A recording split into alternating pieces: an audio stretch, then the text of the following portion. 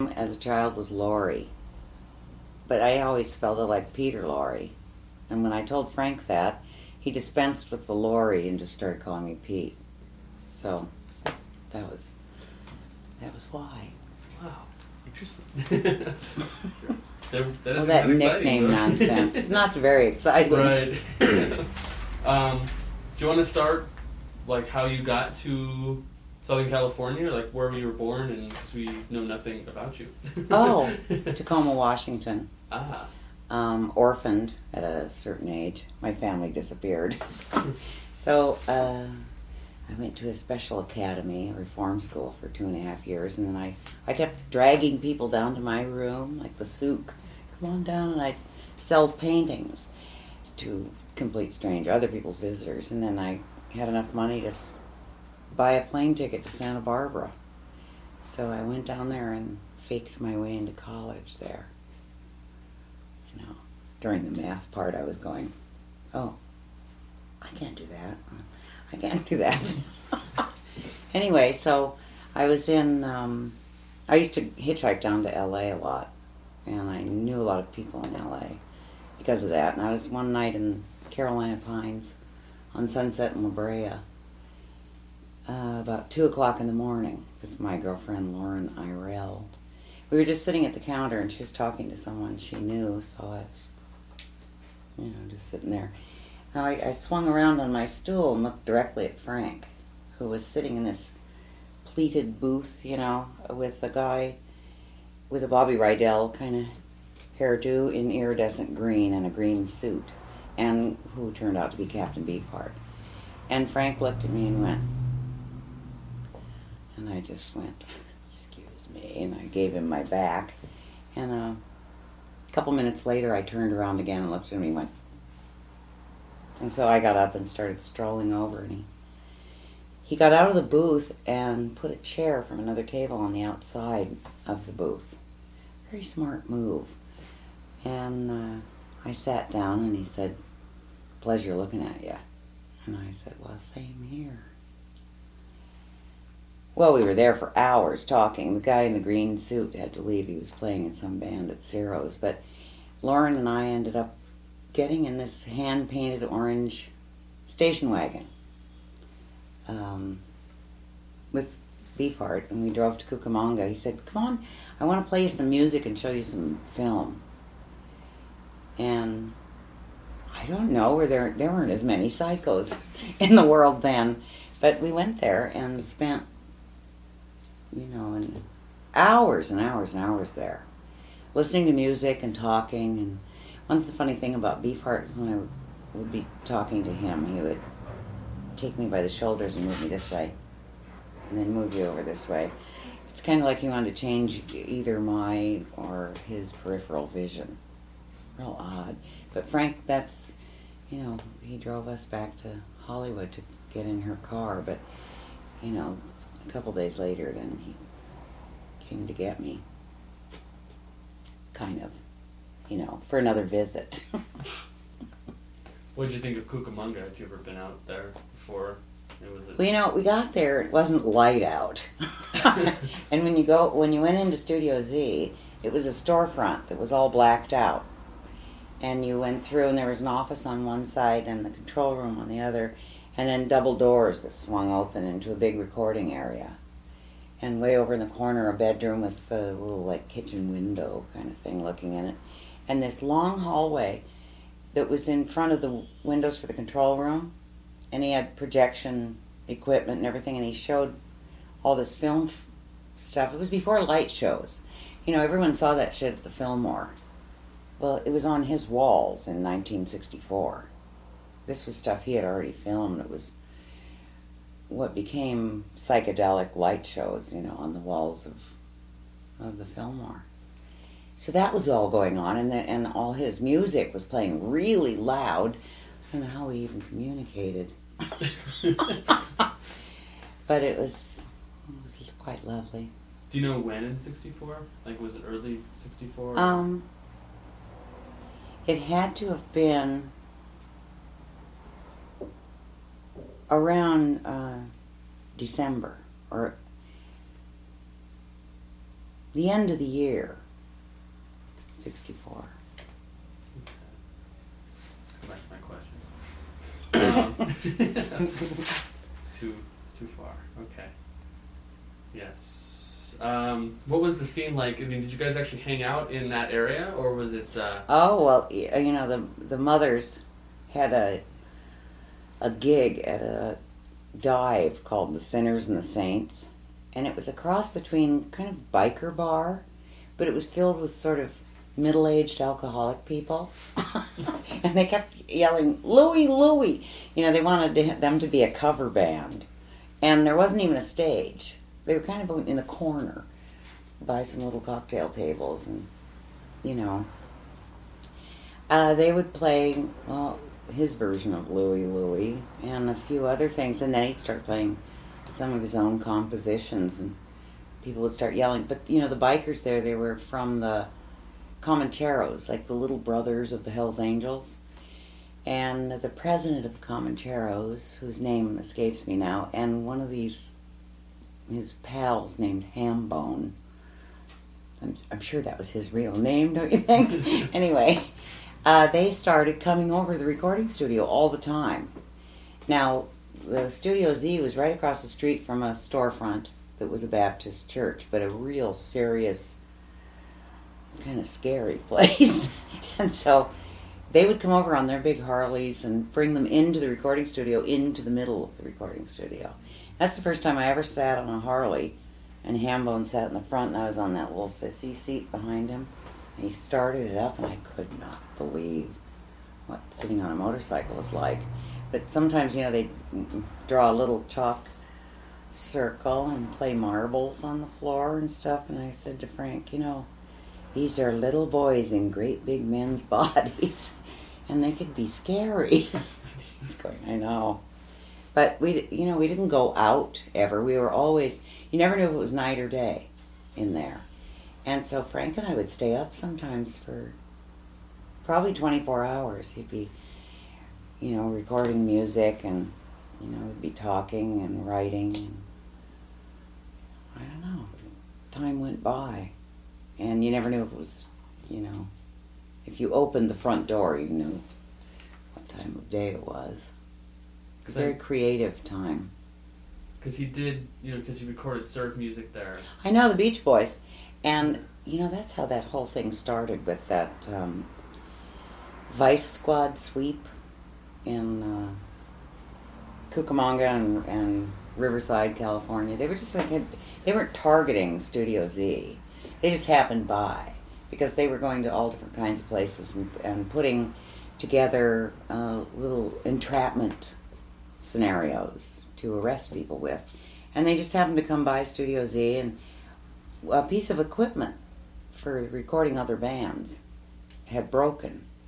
And Frank and I were so broke. And this girlfriend of mine from Seattle had arrived with her 1-year-old baby. And so she was living in the office, and we're living there. And I'd been out looking for a job all day. I came back, and the bed was in the middle of the recording area. And Frank had already taught Theo how to use the control room, you know, to play some background music. And he said, well, this creepy guy that's a used car dealer came by today and offered us $100 to make an audio tape of that sounds like someone having sex, you know. So I thought maybe we could do that. And so he had taken the bed out of our bedroom and put it in the middle. We're fully dressed. The bed did squeak nicely. So there's Theo playing this music in the room. And the only setup was, Frank said, okay, the deal is I'm going to be pretending that I'm a guy that picked you up in a bar, and you're underage. And now we're in a motel and we're discussing this. And so I said, okay, that set the stage for the scenario. And then Frank says, well, tell me, little honey, have you graduated from high school yet? And I said, no, I graduate this in the spring, but I'm going to go to summer school. And he's looking at me. He doesn't know what I'm going to say next. And he said, well, what are you going to be studying? And I said, cosmetology. And then we would laugh. And Theo would say through the microphone, okay, get back to business. And then we'd go, oh, rustling. We're fully dressed. We're not porn people, porn stars. But this went on for easily an hour and a half, trying to make this sexy sounding tape for a used car dealer to play at a stag party for a friend of his that was getting married. And we thought that was real stupid. Like, who the hell wants to listen to an audio tape of heavy breathing and moaning and stuff? Oh, okay. So what was really a comedy tape, I went to bed. Frank stayed up for hours in the middle of the night and edited it down into a nice little 5-minute cassette, of something we thought sounded really stupid. But in the morning, the guy shows up, and I'm looking through, Theo's in changing Todd's diapers on the end of the bed, and, this guy's in there in the control room with Frank. And we're peeking through the window across the recording area, through the control booth window, and going, here's this guy with slick back hair, in his 40s, in a really loud plaid jacket. And we're going, ew, what a creepy looking guy. What a typical used car salesman. And then, we're just visiting, and we're playing with Todd on the bed, and all of a sudden those double doors just slam open. And Frank is walking. We're not even really focusing on this. Frank's walking across the recording area saying, Pete, Theo, we're under arrest. And we're not looking. However, it does sound like elephant walk. There were 11 men following him as they're walking over to the doorway of the bedroom. I look up, all these men are standing at the end of the bed, and this guy steps forward and says, I'm Detective James Willis of the Sandburg, Vice Squad. Please identify yourself. I pulled a sheet up over myself, and I said, no. You can all get out of here, and then I will get dressed. And then I'll be happy to talk to you about whatever in the world this is about. But, you can all get out of here now. So they all go out in the other area, and Theo leaves with the baby. They take her right in the office to interrogate her, and they take Frank in the control room. Well, what they didn't notice was there was a big lit-up jukebox against the wall over there, and aquariums filled with decapitated dolls' heads, and it was a lovely kind of wacky decorating idea. The jukebox was the door to the bathroom. So I just slip out of bed, and you had to duck down. I open up the jukebox and go in there. It's the only entrance to the bathroom. I'm in there just polishing my eyelashes and washing up and everything, and pretty soon I can hear them all running all over the place. They can't find me. So I stepped from the jukebox in my own good time, and that Detective Willis is the guy who decided he needed to be interviewing me. So we sat down while all the photographers are taking pictures of, Frank's shit list. He had a big list on the wall there, and little Todd Williams was on it, only a year old, and it was the name and then why you're on the shit list. Todd's was, he pisses too much on the extension cords. But they sat me down while they're, taking what they consider evidence. They're taking all his reels of tape and all of his, original music that's recorded, throwing it into boxes, and Detective Willis says, well, tell me, Lorraine, have you and Frank ever engaged in oral copulation? I said, well, in the first place, I know that's a felony in the state of California. But tell me, are you asking because it pertains to this little charade or for your own perverse curiosity? That started the tenure of the sort of voice of our interrogation there. It was just awful.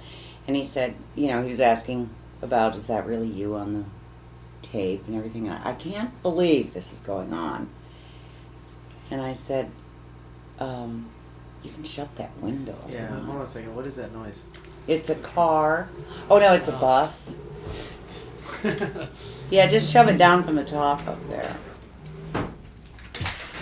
You might want to back up with that. And where is Good stuff, good stuff. Yeah. Where's the paper or the? Where we gave you the copy of it? Oh, good. That's We don't want to jump into that right away, but that's great. Oh, well, you can chop it all up, We'll just can't you? backtrack and, Yes, yeah, yes. no problem. Of course you can. Oh, but So. that oh, and then I said, you know, like, Oh, I'm going to Hold turn on. on the camera again. Uh, Recording now? runny nose. Okay. Oh, but this, and then I said, you know, you're a vice squad detective. Exactly what is that? You know, do you spend really the bulk of your time in public toilets and trapping homosexuals? Are you married? Does your wife know you do that? Anyway, that's how I kept talking to him. So he was. Then all of a sudden, the band showed up for practice. Jimmy, Carl Black, and Motorhead, and all the boys. And they come into the middle of this horrendous scenario, and immediately they were all lined up and asked to roll up all their sleeves and hold their arms out. And I'll never forget Motorhead. It was so adorable. He was at the end of the line right in front of me, and he's going like this. Pete, they're looking for tracks on my arms. You know, who never drinks or, you know, smokes or anything. He was so excited because it was kind of glamorous. I was going, oh my God. Anyway, they left Theo there and the band and took Frank and I off to jail. And Phil Spector bailed Frank out within about 12 hours or something, but they kept me there for 5 days because we didn't have enough money to get me out. And they would take me downstairs. Well, in the first place, they put me in a chair in the middle of the kind of room where the cops are all changing their clothes and cleaning their guns and stuff. They had me sitting in that chair in that room, and they would play the tape over and over again. I'll tell you, it started sounding really dirty. My face was just beet red, even though we thought it sounded stupid. Well, when you're all by yourself in there, it started sounding pretty suggestive, but there was virtually no dialogue on it, hardly at all. You know, well, honey, are you underage or something, but nothing else. But they would take me in the detective's office and ask me all these questions. Is that you and Frank really having sex on this tape? And I'd say, Frank and I are in love. We would no more do that than Groucho Marx would masturbate on TV nationwide. And so I had no idea they were taping me. I was only 19 years old. So when we did go to court, they had to clear the courtroom because everybody wanted to be in there. Ooh, the big porn stars or something. And by the way, the thing about being arrested for pornography and suspected sex perversion, that had to do with the oral copulation question. So they put that in there. But when we were in the courtroom, the prosecution stands up and says, we have some tape. We have something we'd like to present now that speaks to the character of Lorraine Belcher. And Frank's going, oh no. Anyway, the courtroom was cleared, and all of a sudden, oh God, there's my voice saying all these things. I never answered a question. I asked questions, and I more or less insinuated that they were all perverts. So the judge, Frank just turned white as a ghost and went, what have you done? And our attorneys were going, let's just listen. And I knew we were kind of all right when the judge sat back and lit his pipe and put his feet up and started laughing. And at one point, one of the attorneys leaned over to me and said, you didn't even need us. You're doing just fine. But the fact is, we couldn't afford these attorneys, and so we couldn't afford to keep coming to court all day. So we pled nolo contendere, which is, we're not going to fight this. But, you know. So Frank had to go to jail for 10 days in his little orange jumpsuit. And couldn't be in the company of a female under the age of 21 without a chaperone, which caused us to have to hang around with Motorhead's mother and Motorhead all the time. Our chaperones. But, you know, they took all of that recorded material out of his studio. And it took him over 10 years to get any of it back, because they insisted on listening to all of it before they would, you know, give it to him. So that first, you know, the Freak Out album, third side, second cut, of music and he sent a copy of that to James Willis of the Vice Squad, autographed it and told him what cut to listen to, and with a little note saying this is being sold all over the world commercially. So, well, there's that part. The question, there was a question of who actually bailed you out. It was Phil Spector. Art LeBeau? Was it Art LeBeau? Art LeBeau. Okay. Yeah. But then there was, did you ever meet Paul Buff? Because Yeah. he was the guy that owned the studio beforehand. When did you, was he? Oh wait, I'm thinking Paul Huffer. That was a roadie. No. Because he would have owned the studio before. They were friends in Cucamonga. I don't know if he was around though. I think he left. I don't when think he sold. so. I mean, Frank went to my sister's house by the Wilshire district. My mother was visiting from Hawaii, and they couldn't figure out. Theo and Frank could not figure out what the hell to say. But my sister had some amount of money, and she was married, So they went to my sister's apartment with this front page to a go-go to jail, not knowing exactly how to approach this. Because once when my mother had met Frank, she sat down and said, Frank, I don't actually know you very well, but I'd like to say one thing. I don't like you. And Frank went, oh dear. So, because he was taking that to say, gee, Lori's in jail, and do you have any money to help bail her out? My mother started dialing the airport, to go back to Hawaii. And my sister said, no deal. So I'm having trouble remembering who the hell it was that put the money together. It might have been Frank's father. See, that was one of the people. We've had like 3 different stories. We've had that Paul Buff bailed him out, then we've had that Art LeBeau. Phil Paul Buff Spector is the one who bailed him out. Phil Spector was. Or you mean Art LeBeau? I mean, Okay. or Art LeBeau. Yeah. Of And Original he, Sound. yeah. Okay. And so, I don't know. I heard that, and we've also heard Frank's dad too. Right. Now, he's the one that hired these attorneys. And they were Barry Coldwater's attorneys. I don't know what that really means, but they were expensive. And,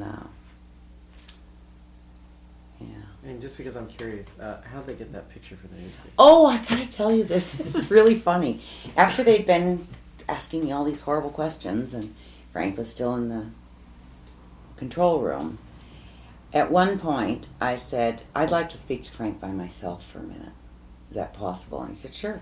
So we go over to the control room, and the guy that's interrogating Frank is asked to leave, and they let me go in there with him by myself. And Frank is just apologizing like crazy. He said, I'm so sorry.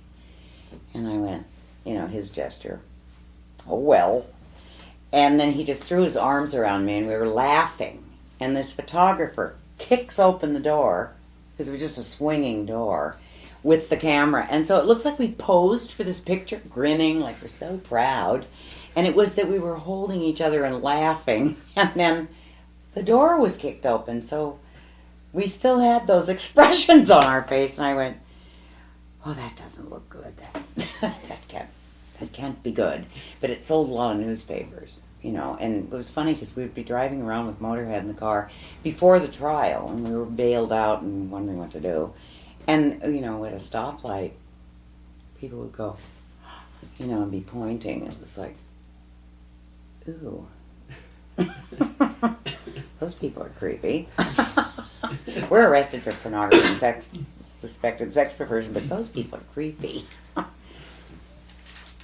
I guess we should. Well, I why don't we just do want to press know what on? happens after that. Yeah, why don't we I just do press wanna on from there and then we'll back up? know. Okay, or let's backtrack now. Oh, before we go backtrack. further. Ask your Um, questions. well, I do wasn't- tend to blather. That's okay. Well, You want me to get that? Is Wilson here? He's watching a video. Pick up the phone right there. Oh, you got it? You got it. Yeah. No, you can hang it up. Oh, pause tape? I just did. Okay. What? he got it. Oh, he got it. For me. Okay. I have to have a sip of water. Okay. Yeah, go ahead. All right, well, Mr. Director. I guess our next thing, that's what you want to start it? Okay. Okay. Roll in. want to know like who is actually there at the scene. Like you saw like Captain Beefheart and Motorhead. I mean, were all the old mothers there? Yeah. Like Roy Estrada and Mm-hmm. And Jimmy. And oh God, I always want to just like digress. One time, oh never mind. Oh, go ahead. There's one time when the band was, they'd gone up to some record company to do something, and they were in L.A. and they got in the elevator, and after about 2 seconds, the elevator just like jerked and stopped between floors, and was kind of rattling around, and all the guys were in the elevator, and Jimmy Carl Black is clear at the back of the elevator, and he immediately is trying to get a cigarette out, and like, oh, hello, we're in an elevator. Light a cigarette. And he goes, oh, okay, but I'm telling you, I'm married, I've got children, and I'm the first one out of here if we live, like the first one. It's okay, the parting of the band, so Jimmy could get up to the front of the doors.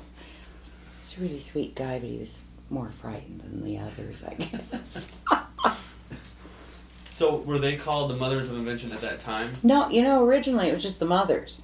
And then when they were going to make a record, and somebody thought, that sounds like mothers, like motherfuckers. That's implied. And so they wouldn't put out an album with just the name The Mothers, and it's certainly like as if you heard him on the radio. But the record executives said, well, they play it on the radio. They can't announce the band called The Mothers. Which really ticked him off, so he just tacked on of invention, for that purpose. But I think it's just about as uptight now and politically correct, or worse. We at least had the 60s to look forward to. What about Ray Collins? Remember him at all? Oh, God, that guy could really sing. And when he quit, one time I was in L.A. and he was just like walking along the road in Laurel Canyon. Some people could be quite self-defeating that were really talented. That, I don't know, I always thought Frank was so easy to get along with. There were just a few stipulations. Don't drink and take drugs. Like one time they were playing, when he had that guy Henry that ended up in the band Cream.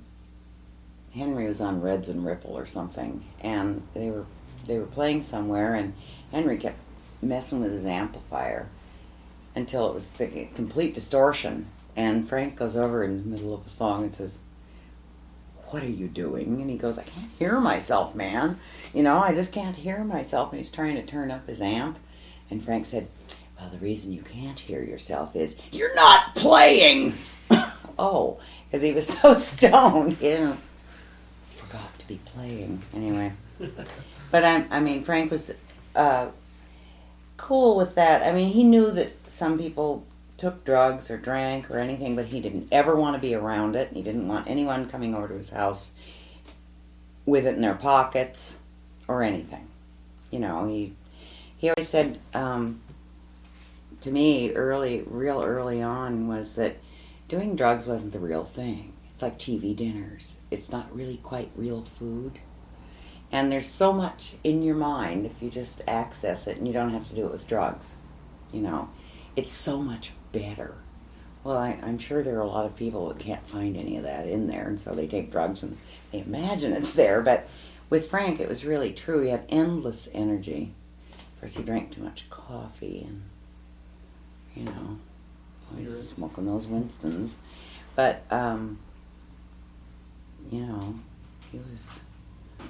he was tolerant of other people. He just didn't want it in his house and in his band. Like, you can get high later, just don't tell me about it. What about what did you see in him, like even like hanging out in the studio? Did you watch him make music? Were you there during the recordings? Oh, yeah. Like, what was it like then? Compared to your experience. Well, and now, what he used to do at one point, he was always working on his guitar playing abilities. And when we were in Cucamonga at one point, he would record himself like a quarter slow and then play it back faster. And he said, someday I'm going to be able to do that. Because at that time, I mean, he became an incredible guitar player. And he could really, you know, his chops were really good. But in those days, God, I thought he sounded great. But he was, you know, not happy with it yet. And he had a big piano in there. He was always composing something all the time and working on it. Some of his stuff sounded like really great jazz, and he played all the different instruments sometimes on all of it. He was like this wacky professor in the, you know, and an inventor. So, but he was always composing something and mixing stuff and redoing it. And he had composed a score for a movie. And to this day, I don't know which one it was, but it was an old Mercedes McCambridge movie, like a old Western or something. See, at the time, he was, you know, kind of a little ironic about it, but very pleased that he'd done that. Because anything that had to do with creating, that's all he was about. You know, I mean, except for those little visits from the Comancheros. And one time there was a class reunion from Lancaster, where he and Beefheart grew up. These guys had a class reunion. Of course, Frank didn't go. But 3 couples, you know, in like polyester and, you know, like real straight little married couples that had gone to school with Frank, showed up at Studio Z to visit. Right at the same time that Hambone and his other buddies were there. And they came in, and I remember that we had real weird old 50s kind of vinyl couches and stuff. I never forget these 6 people sitting with their knees real close together and their hands in their lap, while, you know, Hambone goes over and sits down next to this little married woman and goes, "What are you doing here? And how are you? And you're a beautiful woman." And, you know, talking like this to this terrified woman. And Frank and I are just going, let's see, who would it be hardest to ask to leave? Well, we just won't ask anyone to leave. We'll just, you know, let it go. It was a very funny evening.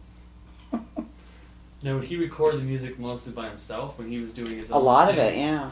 And, you know, he recorded everything all the time.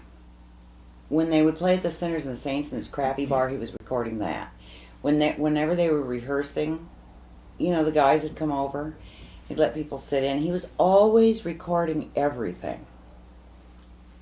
And he recorded people talking really a lot, too. Which is a whole other deal. So what other people actually came in, you know, because it was actually, you know, paid to record. What other interesting people?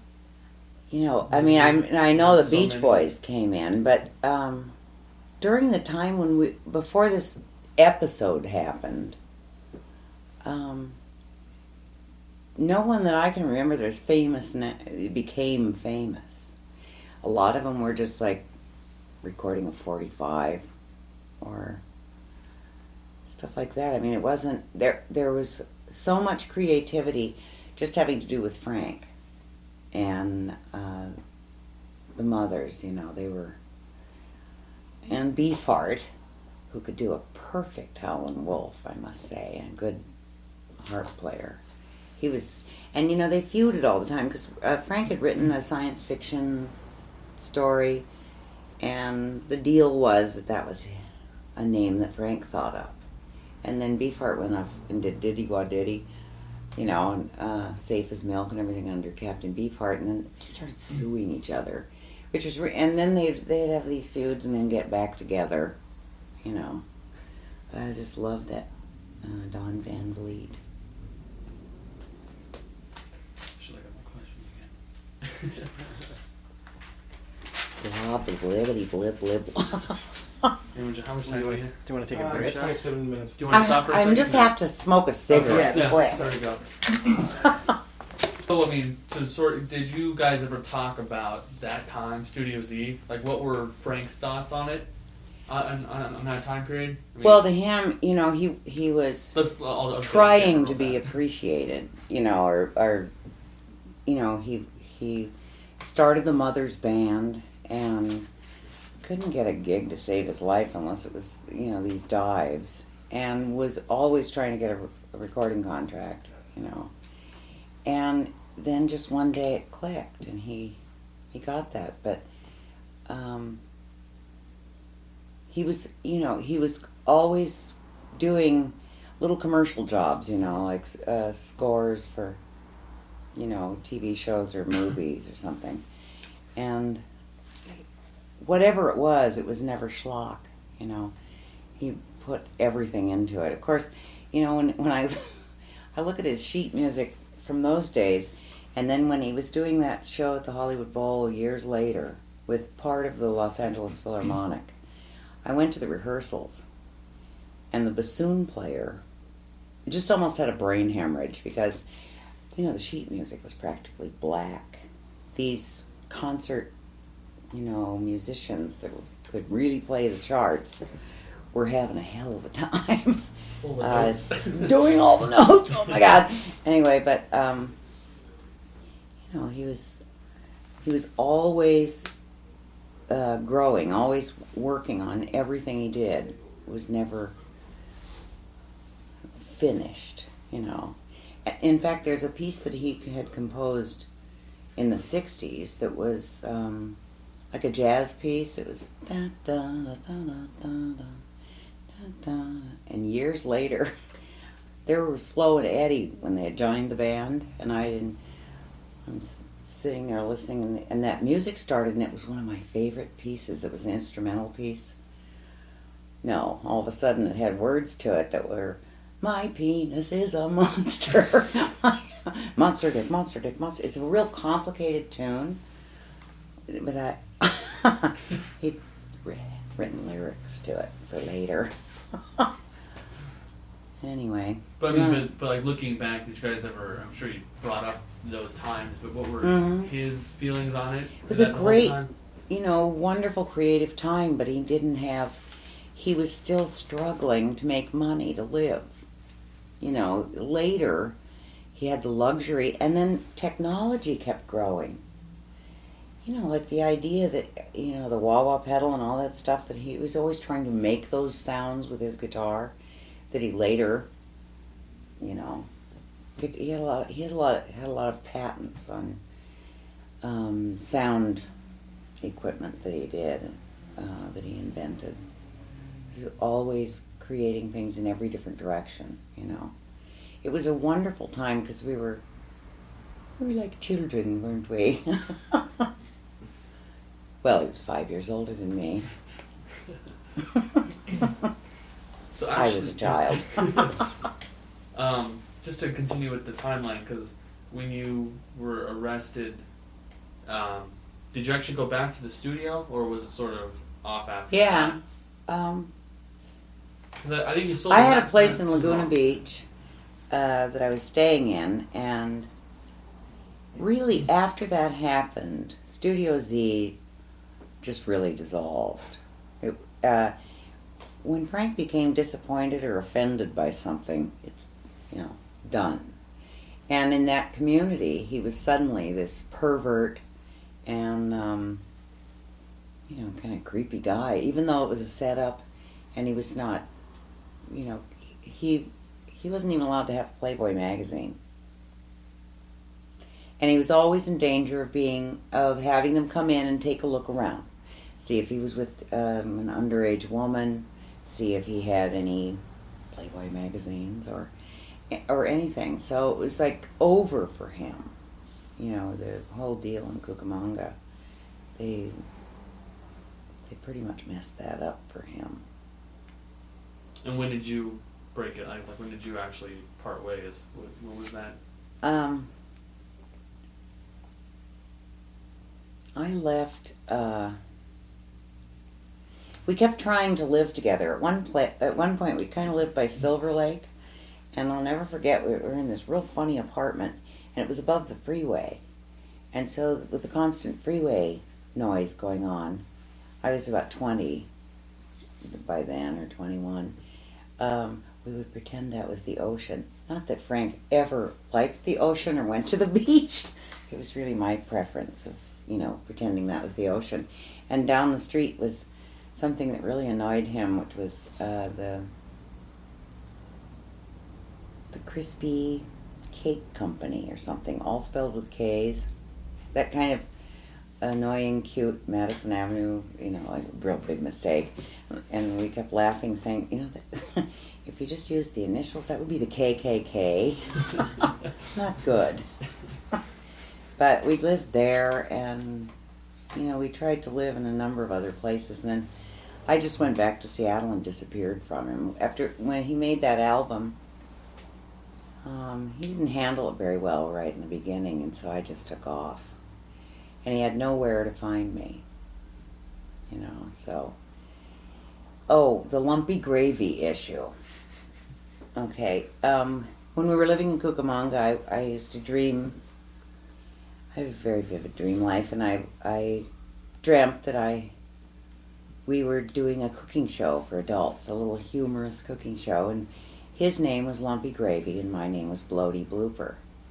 Now, I dreamt that name for myself, which is kind of pathetic. If I were really, really skinny, it would have been ironic, but it's a little unflattering. Anyway, so after I told him my dream, he thought that was real funny. So, and he loved that name, Lumpy Gravy, for a name. And so, I would call him Lumpy, and he would call me Bloaty a lot. So when I left him and I disappeared, after about a year and a half or something, I was living in Seattle, working in a record store, undercover. Anyway, the album Lumpy Gravy came out. And in the fold-out, it was an album that opened up, there was a little cartoon guy waving, saying, if you want to get in touch, just, write to this little address. And I had married someone I'd only known 3 weeks, just trying to have a nice little quiet life outside of rock and roll, living in Seattle. But I couldn't help myself. Some people would think it would be delusional, a note to me. But I wrote him a note, just saying, Lumpy, I'm married but still recognizable. Love, Bloaty. And I, included my phone number, and he called me within 2 or 3 days immediately and said, I thought you'd see that. But that's where the name Lumpy Gravy came from, was just a dream I had, and it's what we called each other. I mean, I called him Lumpy, and I had that awful Bloaty name. Any other origins to or early songs of the Mothers? Or even, actually, before that, did you know of the songs that were on albums later that they recorded at the studio? Do you know if there were... Or was it just horsing around most of the time? Well, no. I mean, I'm going to tell probably a little edited version of this, Call Any Vegetable, which was really written about his former wife. They apparently had a rather silent sex life. He couldn't tell if she was alive. Anyway, he'd driven away from the house to go to L.A. for some kind of meeting with some record executive or something. And after he'd been driving for about a half an hour, he realized he'd forgotten something important, turned around and went back to get it. And his wife worked in a bank. She was a teller in a bank, and he thought she was at work. Well, there was her car in the driveway. He pulled up and got out of the car and went in the house and was calling out her name. And he gets down to the house in the bedroom, and there she is. You can edit this later. She's lying down with her legs up on the wall and a pillow, and inserted into herself. She has what turns out to be an enormous Idaho potato that she's carved into a dildo. And at first he was a little hurt. She was sound asleep. She'd got off so many times, I guess she was having a little afterglow. Anyway, he's kind of hurt, but he sits right down and asks her, why a potato? And she said, because I tried every other vegetable, and all the other ones, the pH balance causes, like a little yeast infection or something. The pH balance of a potato is harmonious to the vaginal canal of a woman and doesn't create any unfortunate, well, la la la. Anyway, so he interviewed her about that, though. And she, on tape, I've heard it. And she's explaining about the pH balance and the fact that it didn't break down like a cucumber wouldn't be good. And, well, anyway, so the potato stands up the test of time. I don't know if it was 1 or 2 uses or what. It wasn't involved. But anyway, that's why he wrote, call any vegetable and the chances are good it will respond to you. My favorite line, though, was, well, the neighbors decide, why is a vegetable something to hide? I'll never look at a potato the same way. Well, I know. It's, but it's good to know for the ladies out there, well, now they have shops with such items readily available. If we get distribution for this, I swear to God, potato prices will go sky high. I know. It's the pH balance, very important. Oh, dear. I'm assuming that was the cause of their breakup, or was that... Yeah, they didn't have a good deal at all. And then when he shaved and, put on his little hat and looked like a completely straight kind of guy to go to divorce court, he went and had a successful divorce. They didn't have children and there wasn't an alimony involved or anything. But she had heard that I was there, whoever I was. And came over a number of times and would just be pounding on the outside of the windows and the door, yelling, okay, bring her out here. She wanted to take a look at me, and she was real deranged, screaming, is she better? Like, oh, please. Anyway, he was extremely embarrassed about that because he really, even though some people may not know this about Frank, is he conducted himself actually with a great deal of dignity and sensitivity. He was a very kind, nice person, and he certainly didn't like scenes like that. He liked scenes he created, that were entertaining, but nothing like that in your personal life. So he was kind of embarrassed about that, but I did think that song was pretty funny. I must admit. Do you know what happened to her? I have no idea. No. And, she may still be living in Riverside, California or somewhere around in there. But she worked in a bank. And he never really talked about her again after that.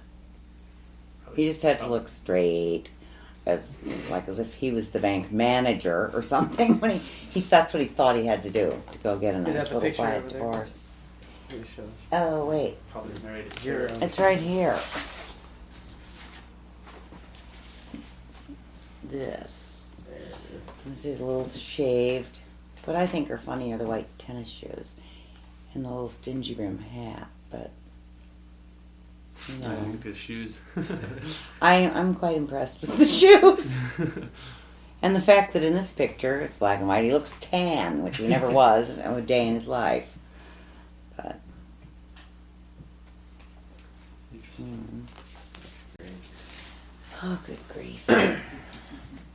Any more songs? Do we get the Lumpy Gravy part? Yes, we did. Yeah. I'm having a serious amnesia thing. Do you have anything that we were told by Greg Russo, who wrote Cosmic Debris, that Anyway the Wind Blows was about the divorce? Yeah. You said something like half of that is true, or Well, sort of.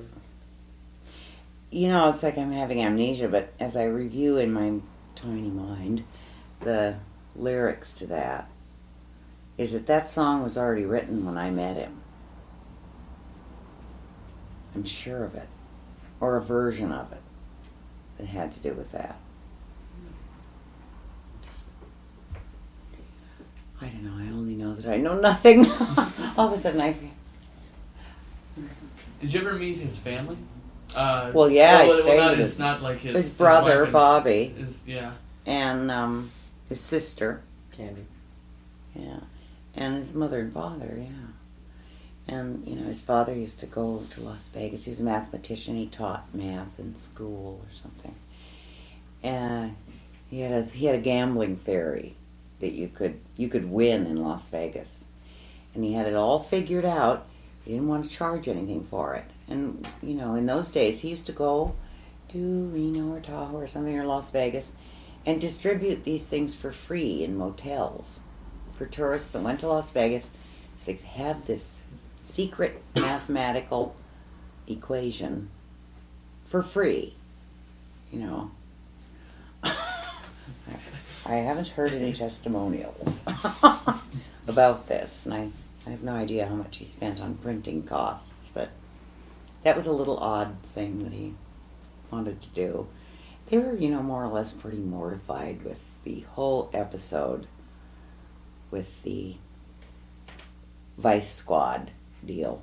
So they thought, of course, even though their son had been kind of unruly and a little unusual, they already felt that, they decided it's probably more or less my fault.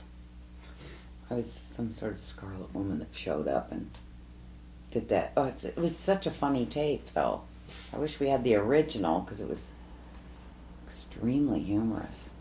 So you said that it was actually your idea, or sort of something, because he was the one that was... I was gone that him. day when the Vice Squad guy came by pretending to be a used car salesman. Okay. I wasn't there. When I got back in the late afternoon, you know, he was already setting it all up and explaining, this is what we're going to do. And the only thing he said was, I met you in a bar and you're underage. And from then on, we never knew what the other one was going to say.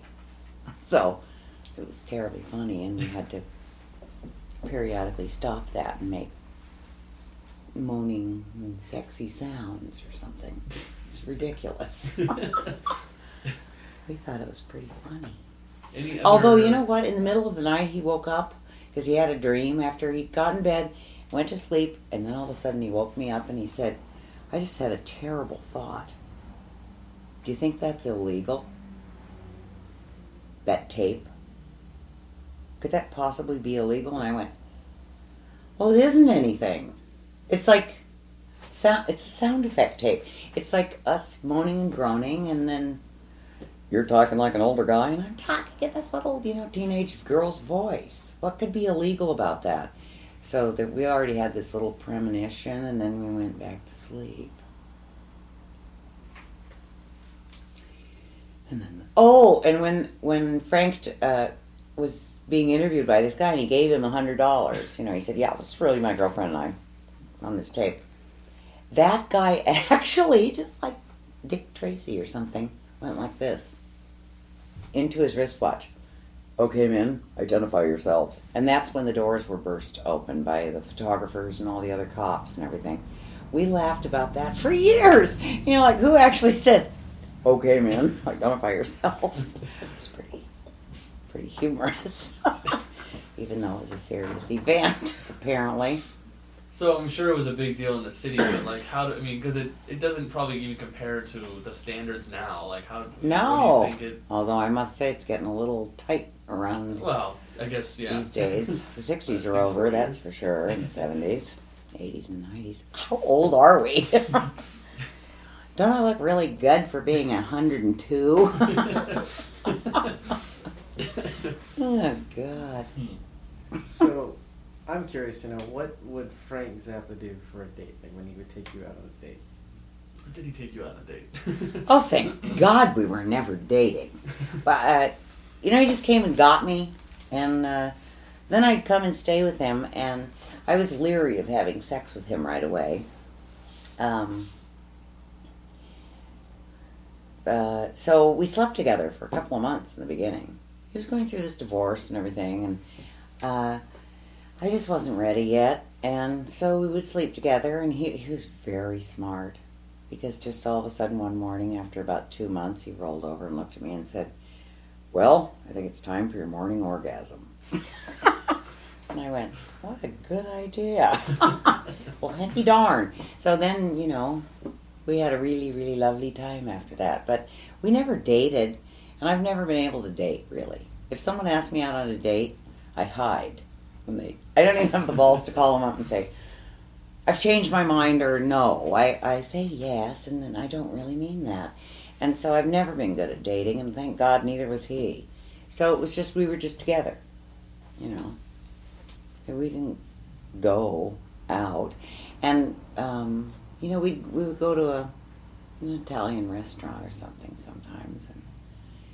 But we just, you know, that series, the burnt weenie sandwich stuff, and the one thing we really loved, this is disgusting, was split pea soup out of the can. No, oh, botulism? I think that would be dangerous. No, we liked it. Out like a little solid, uncooked.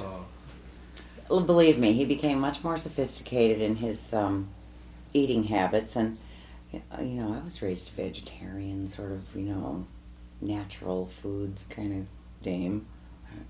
This was forbidden food, so I liked it too. But yeah, we didn't go out on dates. We went places when he was going to play somewhere together. I was always with him, and I loved that. So what was the scene like? Like, what was like his band compared to like others at that time? Oh, please. Other bands were just like cover bands doing, you know, like Louie Louie. In places, there were no big shows in Coliseums. I mean, when did you ever go to one of those? You know, what? Never.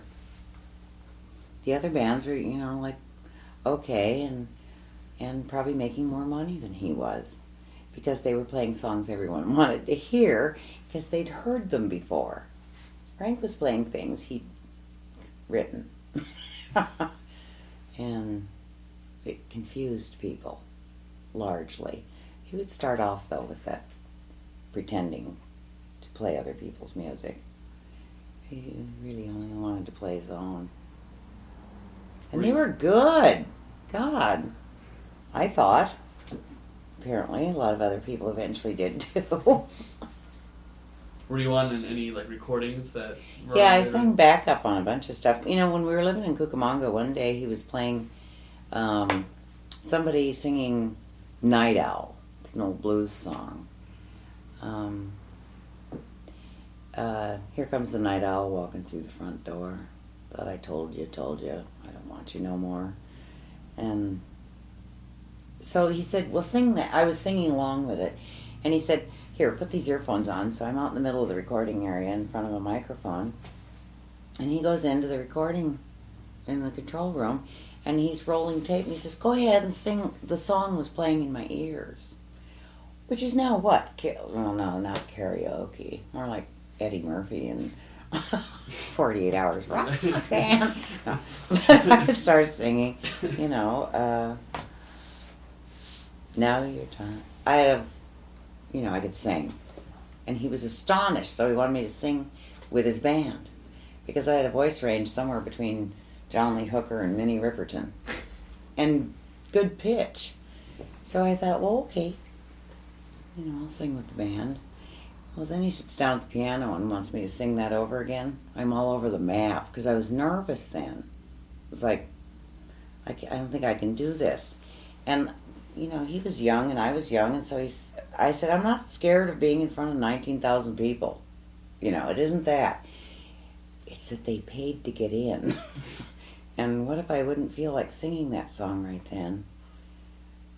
We'd get started, and then I'd have to go, oh, wait. Can we just do a different song, or, you know, like start over?